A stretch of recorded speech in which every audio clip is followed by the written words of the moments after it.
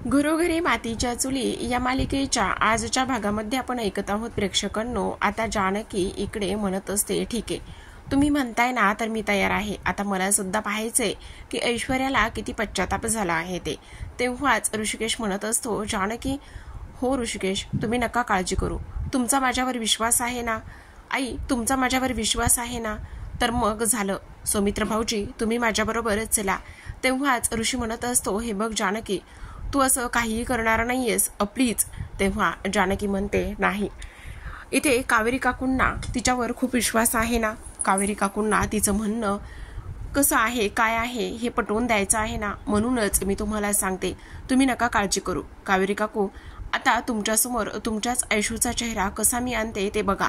चला मी तुम्हाला दाखवते तुमची ऐश्वर्या किती नीच आहे ते, आणि तिला कुठलाही पश्चाताप वगैरे होत नाही असं म्हणूनच आता सौमित्रला जानकी सोबत बरोबर घेऊन जात असते.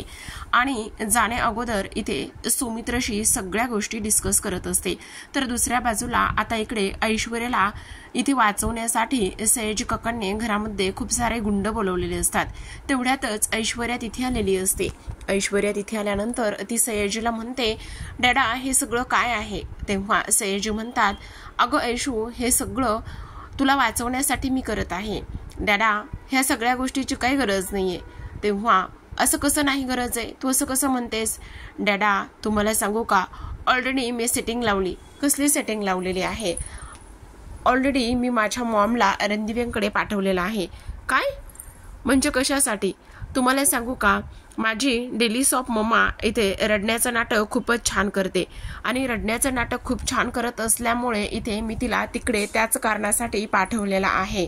तेव्हाच इकडे सयाजी म्हणतात, पण तिला आता ते इथे जमणार आहे का, मला नाही वाटत तिला ते जमेल म्हणून. डॅडा तुम्ही नका काळजी करू, माझ्या डेली सॉप मॉमला हे मगरमच्छ असू गाळायला खूपच चांगलं जमतं. तुम्हाला अजिबात ह्या सगळ्या गोष्टी इथे काहीच काळजी करण्याची वगैरे गरज नाही असं सुद्धा आता इकडे ती बोलत असते.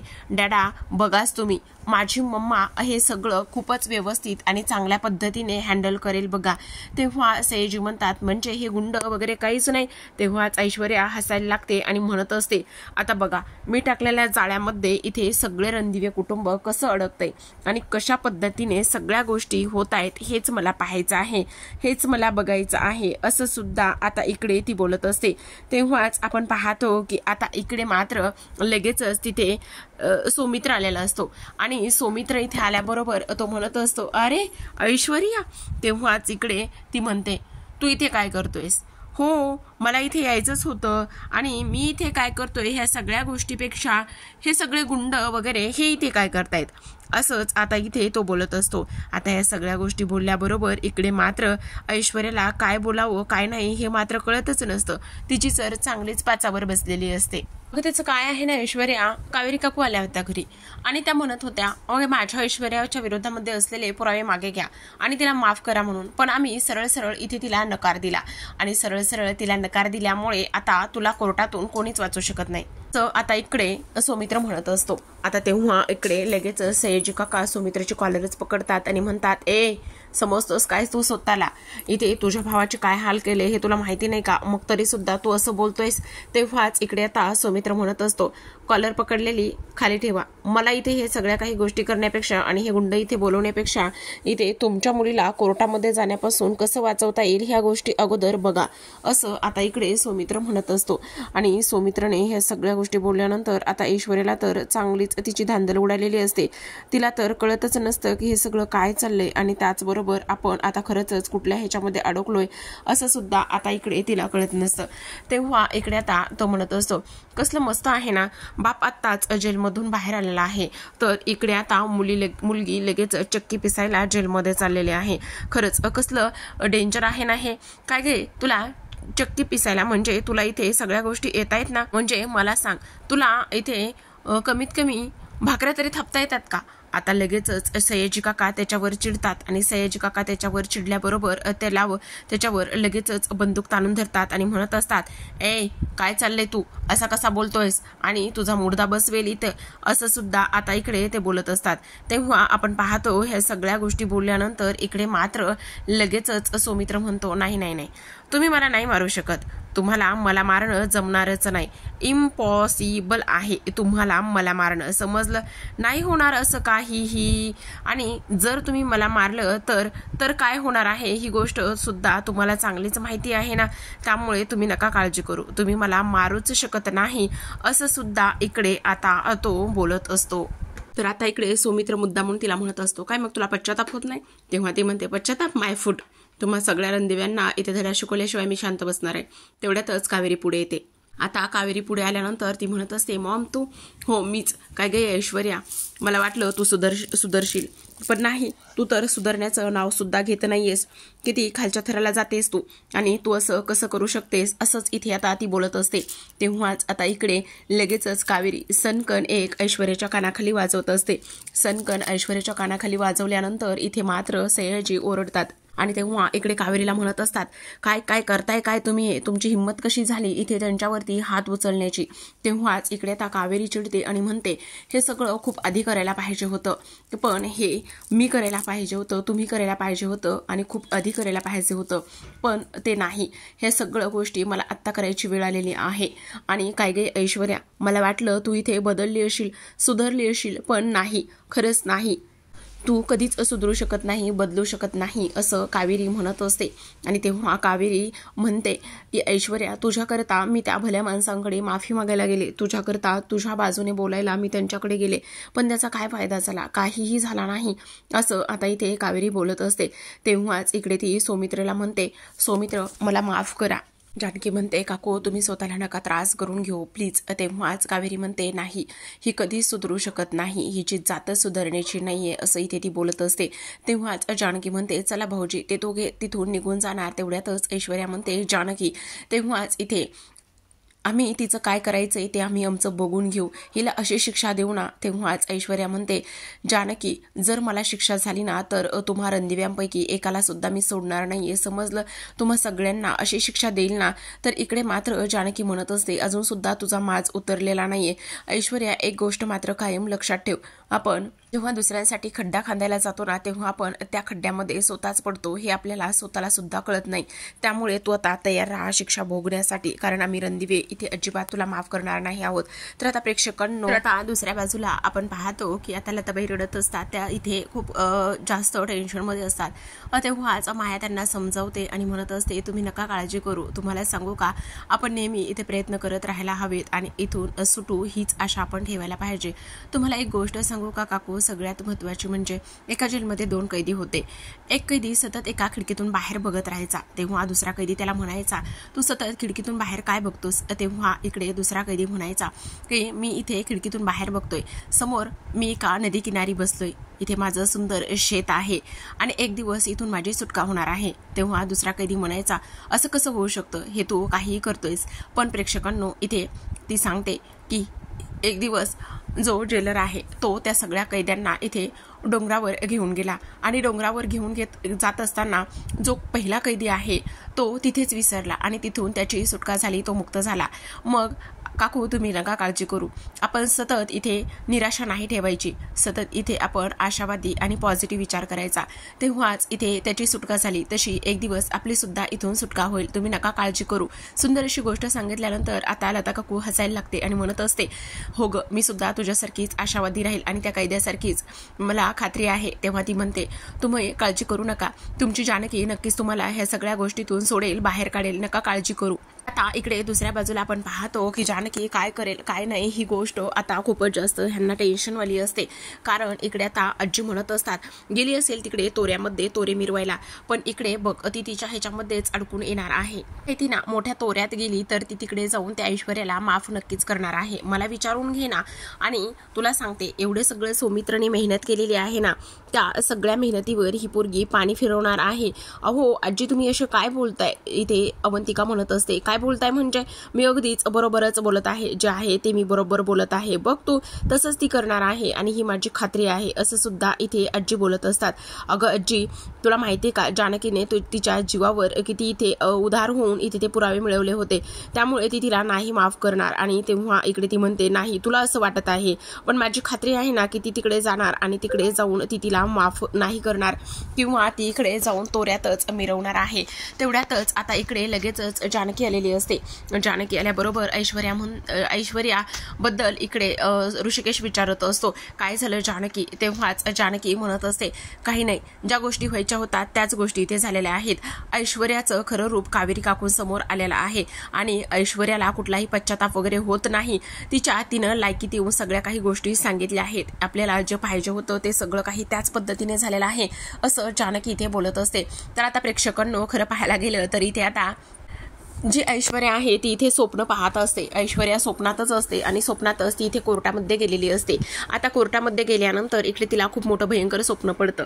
जो सौमित्र आहे तो इकडे सगळे पुरावे कोर्टामध्ये दाखवतो आणि सगळे पुरावे कोर्टामध्ये दाखवल्यानंतर इथे तो म्हणत असतो ही ऐश्वर्याने माझ्यासोबत लग्न ठरवलं होतं, पण तिला जबरदस्ती माझ्यासोबत लग्न करायचं होतं. तिचं ते लग्न झालं नाही म्हणून माझ्या धाकट्या भावाबरोबर हिने लग्न केलं आणि लग्न करून इथे आम्हा सगळ्यांना फसवलं. रणदिव्यांची सगळी प्रॉपर्टी स्वतःच्या नावावर करून घेतली. जानकी बहिणीची आई लताबाई तिला किडनॅप केलं आणि खोटी पार्वती आई म्हणून तिला घरामध्ये आणलं. जेव्हा सत्य समजलं तेव्हा मात्र खूप गोष्टी इथे झाल्या आणि इथे हे पुरावे आहे तिच्या विरोधामधले. त्याचबरोबर आमच्या जानकी बहिणीला सुद्धा तिने फसवण्याचं काम केलेलं आहे आणि आता तर इथे तिने एका मास्कमॅन बरोबर सुद्धा हात मिळवणी केलेली आहे आणि ते खोटी प्रेग्नेन्सी असलेलं इथे तिने नाटक केले. अशा ह्या स्त्रीला ह्या समाजामध्ये जगण्याचा काहीच अधिकार नाहीये, तुम्ही आत्ताच्या आत्ता हिला जेलमध्ये टाका, असं इकडे आता ते बोलत असतात. तेव्हाच आपण पाहतो की ऐश्वर्या खूपच घाबरून झोपेतून उठलेली असते आणि तेव्हा असे काका म्हणतात काय झालं ऐशू बेटा. तेव्हाच ऐश्वर्या म्हणते डॅडा मला इथे जेलमध्ये जायचं नाहीये, प्लीज मला काही करून वाचवा, प्लीज काहीतरी करा डॅडा, प्लीज काहीतरी करा, असं सुद्धा आता इकडे ते बोलत असतात. तेव्हा लगेचच इकडे डॅडा म्हणत असतात तू अजिबात काळजी करू नको, ह्या सगळ्या गोष्टी तुला अजिबात काळजी करण्याची काहीच गरज नाहीये, जे काही करायचं आहे ते मी व्यवस्थित करेन, असं सुद्धा आता इकडे ते बोलत असतात. तेव्हा आपण पाहतो की इकडे आता तेवढ्यातच मास्कमॅनचा ऐश्वर्याला फोन आलेला असतो. मास्कमॅनचा ऐश्वर्याला फोन आल्यानंतर इकडे मास्कमॅन म्हणत असतो की आत्ताच्या आत्ता मला भेटायला ये. तेव्हाच ती म्हणते काय एकटीच भेटायला येऊ आत्ता एवढ्या उशिरा. हो आत्ताच्या आत्ता एकटीनंच भेटायला यायचं आहे समजलं. आता लगेचच ऐश्वर्या म्हणते आता ह्यानं मला का आणि कशासाठी भेटायला बोलवलेलं असेल मला तर काहीच कळायला मार्ग नाहीये. तेव्हा डॅडा मी जाते आणि जाऊन त्याला भेटून येते, असं म्हणूनच आता ती लगेचच तिकडे त्या मास्कमॅनला भेटायला निघालेली असते. आता जेव्हा मास्कमॅनला ती भेटायला जाते तेव्हा मात्र खूप उशीर झालेला असतो, रात्रीची वेळ असते आणि तरी सुद्धा इथे ती त्याला भेटायला जाते. आता तिथे भेटायला गेल्यानंतर आपण पाहतो की आता मास्कमॅन समोर असतो. तेव्हा इकडे तो म्हणतो काय मग काय चाललेलं काय आहे, आता तुझ्याकडे तुला वाचण्यासाठी किंवा कुठलेच पुरावे तुझ्याकडे राहिलेले नाहीयेत. तेव्हाच ऐश्वर्या म्हणते त्याची काहीच काळजी करू नका, माझा डॅडा जो आहे ना तो इथे मला वाचवणार आहे ह्या सगळ्या गोष्टीमधून. तेव्हाच इकडे काय करणार आहेस, तुझ्याकडे फक्त एक रात्र आहे, एका रात्रीमध्ये तुझा डॅडा कुठून पुरावे आणणार आहे आणि कसं तुला वाचवणार आहे, असं मास्कमॅन म्हणत असतो. तेव्हाच आता ऐश्वर्या म्हणते ती तुम्ही नका काळजी करू, माझा डॅडाने मला सांगितलंय ना की तो मला वाचवणार आहे, मग तो मला नक्कीच वाचवणार आहे. तेव्हाच आता इकडे तो म्हणत असतो तुला एक गोष्ट कळते का, सगळे पुरावे त्या रणदिव्यांकडे आहेत आणि सगळे पुरावे त्या रणदिव्यांकडे असल्या कारणाने तुला आता कोण वाचवणार आहे, तुला कोणीच वाचवणार नाही. तेव्हाच इकडे ती म्हणत असते हे बघा प्लीज तुम्ही असं नका बोलू, आणि तुला वेळ लागलं होतं का, तू ते पुरावे तिकडे त्या जानकीला नेऊन दिलेस.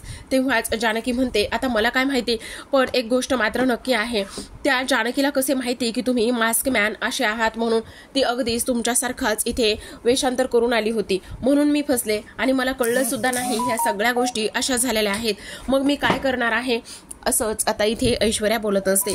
तेव्हाच आता इकडे मास्क मॅन म्हणतो, हे बघ जास्तीचं काही बोलू नकोस, हा व्हिडिओ घे, हा व्हिडिओ तुला वाचवेल, हा व्हिडिओ उद्या कोर्टामध्ये दाखव आणि हा व्हिडिओ एकदा का कोर्टामध्ये तू दाखवलास ना तर सगळ्या गोष्टी तुझ्या बाजूनेच होतील, समजलं तुला.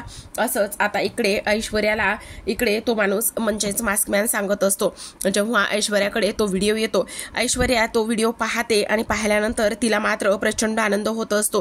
ती विचार करत असते, बापरे आता तर ह्या रणदिवेंना चांगलीच इथे मी आता धुळीच मिळवणार आहे आणि आता खूपच मोठा हुकुमिका इथे माझ्याकडे लागला आहे, असं सुद्धा आता इकडे ती बोलत असते. तर आता प्रेक्षकांनो इकडे मात्र दुसऱ्या दिवशी सकाळची वेळ असते आणि दुसऱ्या दिवशी सकाळची वेळ असताना आपण पाहतो की आता इकडे जी सुमित्रा आहे ती जानकीला आशीर्वाद देते. जानकी पाया पडते आणि म्हणत असते, आई मला तुमचा आशीर्वाद हवाय. तेव्हाच इकडे आशीर्वाद देण्यात येतो आणि तेव्हा इकडे लगेचच आपण पाहतो की आता सुमित्रा म्हणत असते, आज तुझ्या आयुष्यातला खरंच खूप मोठा दिवस आहे, तू विजयी होऊनच येऊ अशी माझी इच्छा आहे. ह्या सगळ्या गोष्टी बोलल्यानंतर आपण पाहतो की इकडे आता लगेचच सौमित्र सुद्धा आशीर्वाद घेतो. सौमित्रने आशीर्वाद घेतल्यानंतर आपण पाहतो की आता लगेचच सुमित्रा म्हणत असते, खरं तर आज सुमित्र तुला सुद्धा इथे सौमित्र तुला सुद्धा इथे खूप मोठ्या आशीर्वादाची आणि सगळ्या ब्लेसिंगची गरज आहे, कारण इथे आज तू सुद्धा एक खूप मोठी खिंड लढवायला चाललेला आहेस. काळजी करू नकोस, ही जी काही लढाई आहे तूच नक्की जिंकून येशील.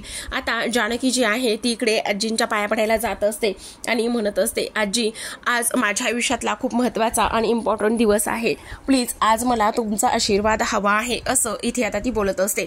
तर आता आपण दुसऱ्या बाजूला पाहतो की इकडे जी ऐश्वर्या आहे, ऐश्वर्या कोर्टामध्ये आल्यानंतर इकडे तिने वकिलांना तो व्हिडिओ दाखवलेला असतो. आता वकिलांना तो व्हिडिओ दाखवल्यानंतर इथे मात्र वकील म्हणत असतात, आता मात्र इथे तुम्हाला कोर्टामध्ये किंवा तुम्हाला जेलमध्ये कोणीच पाठवू शकत नाही.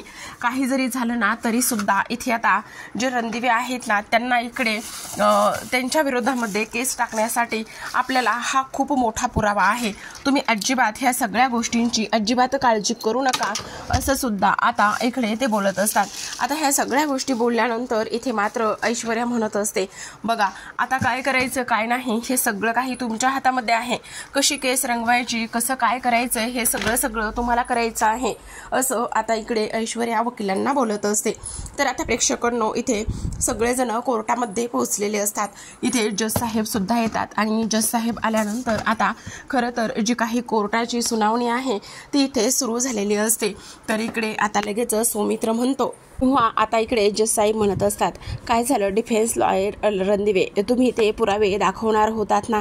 तेव्हा लगेचच आता इकडे सौमित्र म्हणत असतो, हो बरोबर आहे जज साहेब तुमचं, खरं तर मी त्या दिवशी पुरावे दाखवणार होतो, पण काय आहे ना इथे माझ्याकडून ते पुरावे चोरण्यात आले होते आणि ते पुरावे चोरले गेल्यामुळे इथे मी ते पुरावे तुम्हाला दाखवू शकलो नाही, पण आज मात्र माझ्याकडे पुरावे आहेत. असं म्हणूनच आता पुरावे दाखवत असताना प्रेक्षकांनो उद्याच्या भागामध्ये आपल्याला पाहायला मिळत आहे, जेव्हाच आता इकडे सौमित्रने पुरावे दाखवलेले असतात तेव्हाच मात्र आता इकडे ऐश्वर्याला जो मास्कमॅनने व्हिडिओ दिलेला असतो तो व्हिडिओ इथे प्ले केलेला असतो. आता लगेचच इकडे धर्माधिकारी वकील बोलतात, बघितलं ना तुम्ही इथे रणदिवे कुटुंब कसा स्त्रीवर अन्याय करतात, तुम्ही आता ह्या व्हिडिओवर बघितलंच आहे. तेव्हा ऐश्वर्या म्हणते, जज साहेब इथे रणदिवे कुटुंबांनी सगळा माझा छळ केलेला आहे आणि सगळा माझा छळ केल्यानंतर इथे मी आता सगळ्या रणदिवे कुटुंबावर माझ्यावर केलेल्या छळासाठी, माझ्यावर केलेल्या अन्याय अत्याचाराविरुद्ध इथे मी सगळ्या रणदिवे कुटुंबावर इथे केस टाकत आहे, असं आता इकडे जी ऐश्वर्या आहे ती भर कोर्टामध्ये हे सगळं काही इथे आता ती बोलत असते. तेव्हाच आता इकडे काहीच पर्याय शिल्लक राहिलेला नसतो कोणाला काहीच बोलण्यासाठी. तर आता इकडे सगळे रणदिवे कुटुंब एका बाजूला असतात, तर ऐश्वर्या एका बाजूला येऊन उभी राहते आणि म्हणते, तेव्हाच ऐश्वर्या म्हणत असते, आता साक्षी पुराव्यानुसार सगळं रणदिवे कुटुंब जे आहे ते आता इथे कोर्टाची हवा खाणार आहे. तेव्हाच आता इकडे ते तुरुंगाची हवा खाणार आहे असं बोलल्यानंतर आता जानकी म्हणत असते, तुला इथे सगळ्या गोष्टी इथे समजवण्यासाठी किंवा सगळ्या गोष्टी इथे समोर आणण्यासाठी, तुला शिक्षा करण्यासाठी मी तुरुंगच नाही तर तुला सुरुंग लावायला सुद्धा कमी करणार नाही, असं आता इकडे जानकीने सनसनीतच उत्तर तिला दिलेलं असतं. तर प्रेक्षकांना शासन म्हणून डेली मालिकांचे अपडेट आणि रिव्ह्यू जाणून घ्यायचे असतील, पाहायचे असतील तर नक्की चॅनलला सबस्क्राईब करा. भेटूयात उद्याच्या भागामध्ये, तोपर्यंत पाहत रहा घरोघरी मातीच्या चुली.